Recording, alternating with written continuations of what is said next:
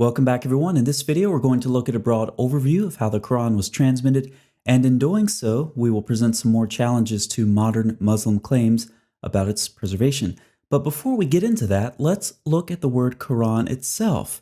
Many Muslims want to insist that the word means recitation. First of all, Quran means recitation. فإذا قرأناه فاتبع قرآنه.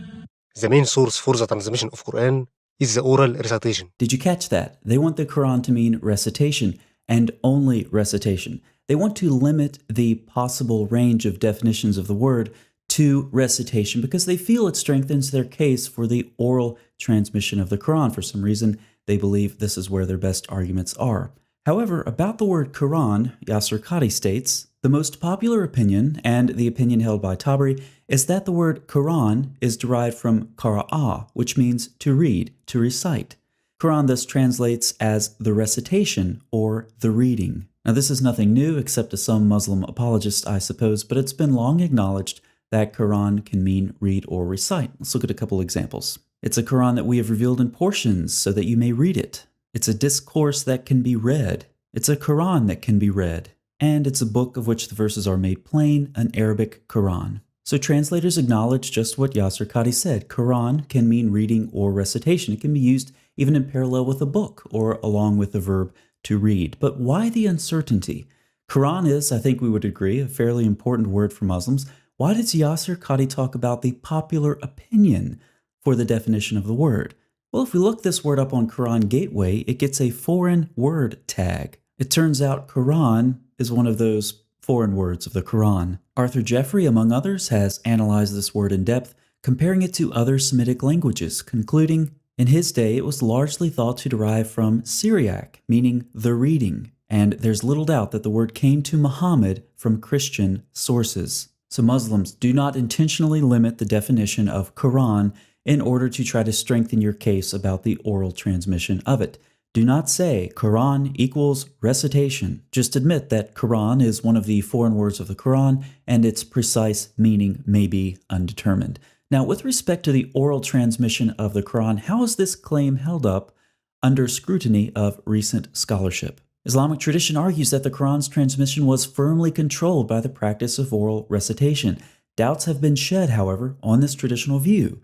There is mounting evidence that the Quran text, or parts of it at least, must at some stage in its history have been transmitted in purely written form without the benefit of a controlling tradition of active recitation. James Bellamy states about the variant readings that he cites in his article, they're important because they prove there was no oral tradition stemming directly from the Prophet strong enough to overcome all the uncertainties inherent in the writing system. Yet another scholar, Devin Stewart, says the tradition of Quranic recitation can be shown to ignore or run roughshod over many discernible or retrievable features of the text, particularly with regard to rhyme, that must represent the oldest stage of its performance. Many of the variants may plausibly have arisen through oral transmission, many others cannot, being based on graphic and not phonic resemblance. Numerous examples are cited by these scholars. Here's one from Stewart. The transliteration shows the difference in sound, illustrating nicely Stewart's point,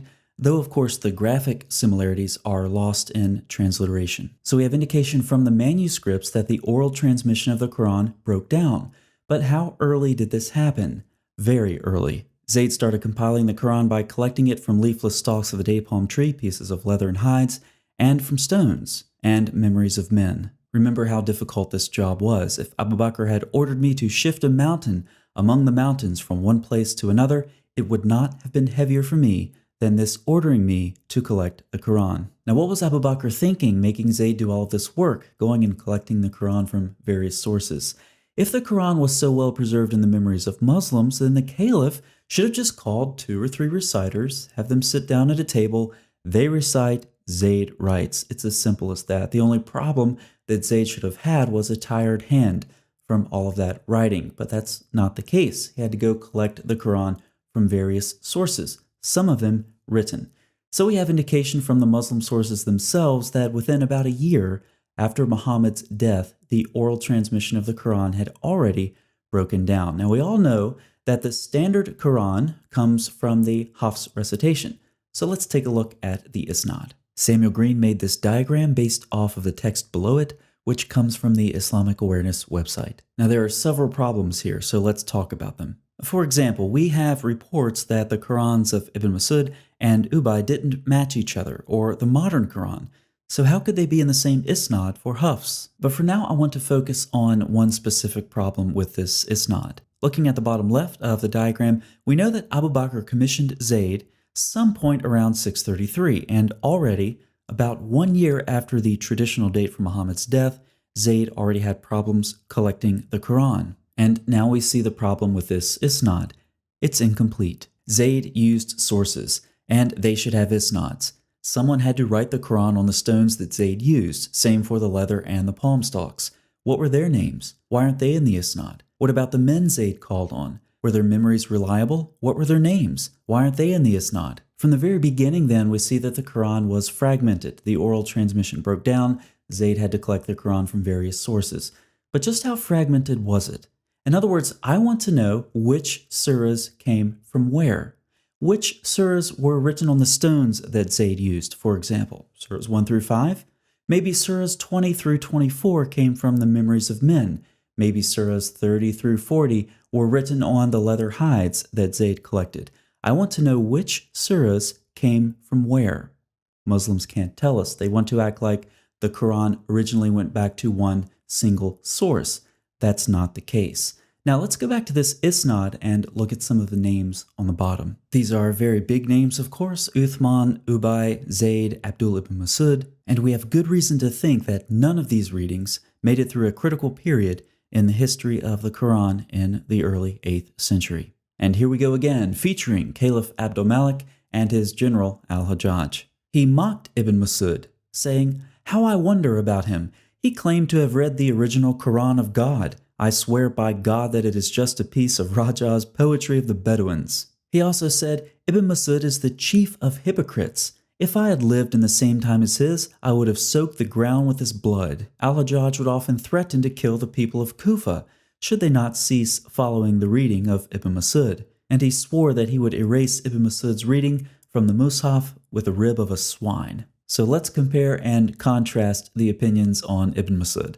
Muhammad said, "Learn the Quran from him." Al-Hajjaj said he was a chief hypocrite who should have been killed.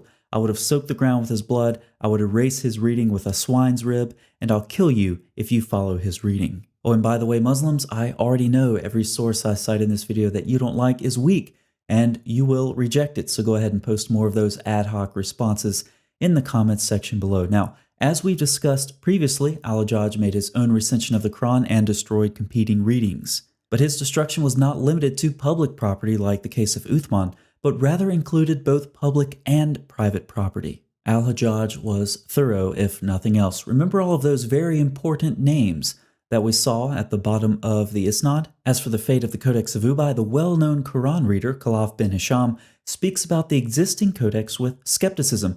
He uses the common expression yunsabu, is ascribed to. Regarding the Codex of Ibn Masud, he was similarly circumspect. In these traditions, there is no longer any mention of previous codices. Rather, there is mention of that which supposedly corresponds to the alleged reading of Ubay or Ibn Masud. In other words, codices containing the older recensions ceased to exist at the time. By the end of the 2nd century AH, any mention of an Uthmanic codex was strongly distrusted. And of course, by the end of the 8th century, as we've previously discussed for Malik bin Anas, the Uthmanic Codex has disappeared. Now, as a side note, Muslims have known about this for a long time. After all, we're reading Muslim sources.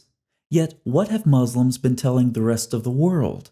They've been telling us that they have the Uthmanic manuscripts, until recently. Muslim scholars Asanalou and Al-Takulich state that one of the most important questions of Quranic history is the whereabouts of the Mus'hafs attributed to Caliph Uthman, and whether any of them have reached the present day. Unfortunately, we do not have a positive answer to this question. In our view, this situation is one of the greatest weaknesses of the Islamic world throughout history. They further describe how they would like to publish the Topkapi manuscript as either one of Uthman's personal manuscripts or one of the manuscripts that he sent out to various cities, but they can't do that.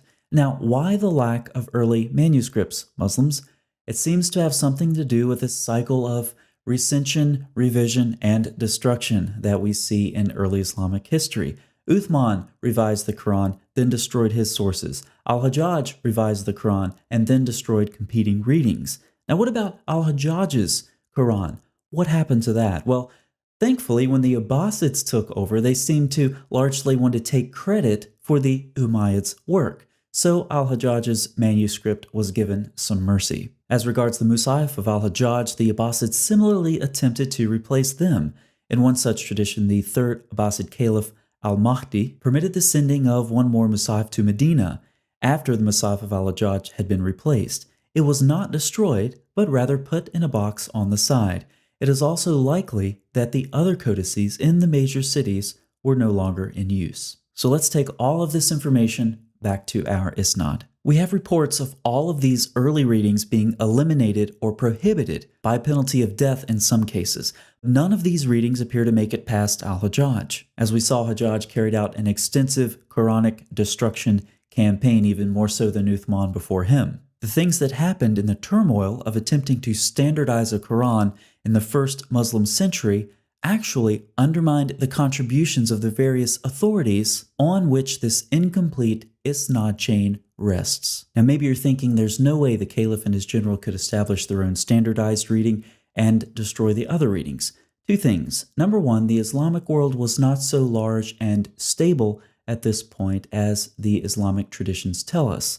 Number two, think about what happened in 1924. In the early 20th century, the shape of the Quran would have seemed anything but clear. In fact, the Egyptian government was motivated to begin the project that will lead to the Cairo Quran edition due to the variants found in the Quranic text that they had been importing for state schools. It's at this point that they standardized the Hafs version and destroyed the variant Qurans by sinking them in the Nile River. Through the following decades, this Quran quickly became the standard reading throughout the Muslim world. If Egypt could do this in 1924, why not Al-Hajjaj in the early 8th century? Now let's look at some additional problems with Hafs. There is no unanimity over its precise shape. 4 different lines of transmission are claimed for it, and discrepancies abound in the various texts claiming to transmit it. And when it comes to discrepancies or differences within various Qurans, most Muslims simply do not have a mental framework to process such a concept. Perfect preservation has been drilled into their minds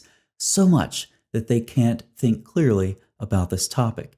And so when most Muslims encounter differences or variants within different Qurans, they'll simply wave them off as ahruf or qira'at. So let's talk about these two terms. Let's start with ahruf. What are ahruf? I have absolutely no idea, but neither do you. By the 3rd century AH, there are 35 different opinions on this issue, and Suyuti listed over 40. Some even declare that the true meaning of the ahruf was known only to Allah, and to investigate this issue was futile. The problem is apparently Muhammad talked about ahruf, but he never actually described what they were, so Muslim scholars were free to speculate, and speculate they did. But modern Muslims know exactly what ahruf are. They're a convenient label to put on any variant in the Quran that you don't want to talk about. Let's move on to qira'at, where things are much more clear.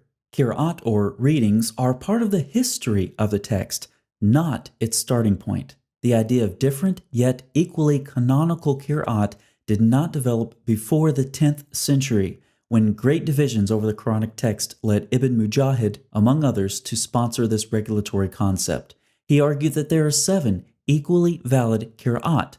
Others argued for 10 or 14. The gradual acceptance was 7 qira'at, but that was generally accompanied with a caveat that each qira'ah has 2 versions. Effectively then, 14 different versions were considered equally authentic, only one of which was Hafs. Now, if any of this has been confusing for you, let me make it simple. The Quran has been perfectly preserved. If this were a book, we would now be in the appendices. Appendix 1, Text Criticism, Muslim Style. As discussed earlier, Muslims have claimed for a long time to have the Uthmanic manuscripts, but the 2 Muslim scholars I cited earlier said this is no longer the case. They also do a little text criticism. Let's look at some data points. As known by everyone interested in the subject, it has been claimed until recently that Topkapi was one of the copies attributed to Caliph Uthman. But it is neither the private Musaf of Caliph Uthman nor one of the Musafs that he sent to various centers. In our view, this situation is one of the greatest weaknesses of the Islamic world throughout history. there are over 2,000 instances where there is dissimilarity between the Topkapi and the Standard. They were going to make a critical edition of the Topkapi with the Tashkent manuscript, but it would not yield a healthy result. It was missing 2/3 of the text referring to the Tashkent and had been tampered with. The Topkapi is an excellent manifestation of Surah 15:9. We will guard it from all corruption. So let's put these together. The Uthmanic Qurans have been lost. There are over 2,000 differences between the Topkapi and the Standard text. The Tashkent was excluded from the critical edition because of corruption. Conclusion: one of the greatest weaknesses of the Islamic world is also an excellent example of Allah guarding the reminder from corruption. Now take that conclusion that an excellent example of Surah 15:9 is one of the greatest weaknesses of the Islamic world, and add that to the rest of the content that we've discussed in this video. It really makes one ask the question, what would a bad example of Allah guarding the reminder look like? Now, take note of their methodology. They didn't want to make a critical edition between the Topkapi and the Tashkent because it would not yield a healthy result. Christians, once again, take note of their methodology. Anytime a Muslim brings up a variant reading to you in the New Testament, just say, I don't like that manuscript. It doesn't yield a healthy result, so we're just going to exclude it from the conversation. No, that doesn't work in the scholarly world. That only works in text criticism, Muslim style. Appendix 2, Non-Muslim Scholars and Quranic Manuscripts. This will be a short appendix. Muslims frequently criticize non-Muslim scholars for getting involved in the study of their religion, especially of their Quran. Now, why on earth would non-Muslims need to get involved with the study of the history, transmission, and text of the Quran? If you do not know the answer to this question, see Appendix 1. Appendix 3, the transmission of the New Testament meets the Quran's criteria for strong evidence over claims of oral transmission of the Quran. Within the context of a debt contract, the Quran states writing is more just in the sight of Allah and stronger as evidence, and more likely to prevent doubt between you. Allah doesn't trust Muslims to memorize a simple debt contract. About the Quran, Muhammad said, it escapes the hearts of men faster than a camel when it's released from its tying rope. If you've ever released a camel from its tying rope, let me know how fast that is in the comments section. Yet Muslims claim to have preserved the Quran faithfully in memory over centuries. The New Testament, by contrast, is preserved in writing, in New Testament manuscripts, as well as quotations and allusions to Scripture made by the patristic authors. The New Testament, ironically, meets the Quran's criteria for better preservation, for more reliable transmission than what Muslims claim about the Quran itself. Appendix 4, Allah will guard the reminders. We've already discussed Surah 15:9, and you can see I have two translations up for you. The first is Sahih International. It's concealing something. The Arabic does not say Quran in this verse. It says al-dhikra, the reminder. Now, why would some Muslims do this? Why would they translate Quran when Quran is not what's in the Arabic? I suspect it's to conceal an inconsistency. The prior revelations are all referred to by the same word. In context, it refers to the Torah in Surah 21:48 and 21:105, and to prior revelations in Surah 21:7. And notice in Surah 57:16, where the reminder is put on par with the scripture of old. So we see that the prior revelations are referred to as the reminder as well. And Allah said He would guard the reminder in Surah 59, yet Muslims claim that the other reminders have been corrupted. So how do we solve this problem? Ignore what the Quran says and just retranslate Surah 59 to apply only to the Quran to cover up the contradiction created by Muslims who claim the previous reminders have become corrupt in spite of Allah's protection. Appendix 5, Hafs is a liar burning in hell. The Shias love talking about this stuff. I'll put this link in a pinned comment for you. We'll just go over it briefly. Asim was reliable but weak in memorization, and we have serious statements against Hafs. According to Bukhari, he was rejected, Muslim, rejected, Anasai, rejected, not reliable, and his narrations are not written. Ibn Hanbal, rejected, rejected, rejected, rejected, liar, weak, rejected, rejected, not truthful. So with respect to Hadith, Hafs is a liar, and Muhammad said if you lie about him, then you burn in hell. So the person for whom the standard recitation of the Quran is named is a liar burning in hell. Appendix 6, you have lots of different Bibles. We have one Quran. I hear this one a lot, but let's take the New Testament for example. Catholics use this Greek New Testament. Protestants use this Greek New Testament. It's the same Greek New Testament. How many different Arabic Qurans do we have? You'd have to check with Hatun from DCCI. I've lost track. She keeps track of this. 20-something different Arabic Qurans, 30-something different Arabic Qurans. Who knows? And how many different readings do we have? We talked about this earlier. Just pick your number, 7, 10, 14. Sometimes a single reading can have 2 versions. Oh, but it's Christians with their single Greek New Testament who have a problem? I don't think so. Appendix 7. Muslims intentionally downplay the variants that led to Uthman's recension, but the differences were significant. David Powers has collected a number of traditions, and he cites the primary sources in his footnotes. You can pause your screen to read this if you like, but you have 2 groups of men differing over the consonantal skeleton of Surah 2. Hudayfa's face turned red. He stood up, ripped his tunic in 2, and declared he would ride to Uthman, and he did. He advised him about the gravity of the situation and warned that if the caliph did not take immediate action, the enemies of Islam were on the verge of striking a fatal blow to the new religion. Contrary to modern Muslim claims, the early Muslims indicate over and over that the differences in the early Qurans were severe. They were of such a nature as to cause the first Muslims to accuse one another of infidelity. They brought Muslims to the verge of civil strife and were so serious that they could only be solved through the systematic destruction of all codices that did not conform to Uthman's. Muslims need to stop downplaying the fact that fragmentation, losses, significant variants, standardization, and destruction were part of the Quran's history from its earliest years. And finally, Appendix 8. Don't talk about the Quran, your Bible is corrupted. Have you ever noticed that many Muslims believe criticizing the Bible is the same thing as defending their Quran? The 10th century is a really interesting period in Muslim history. You have 2 conflicting things going on at the same time.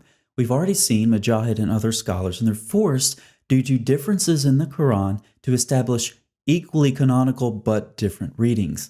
On the other hand, the eternal Quran is winning the debate over the created Quran. Now, as the Quran becomes eternal and this becomes part of Orthodox Sunni doctrine, one can easily see how it would be heretical to subject the Quran to critical scrutiny. As it becomes eternal, as this doctrine becomes orthodox, the Quran somehow becomes conflated with the attributes of Allah. And so Muslim scholars instead turn their attention away from the Quran to the scriptures of the Jews and the Christians, and they begin developing their polemics.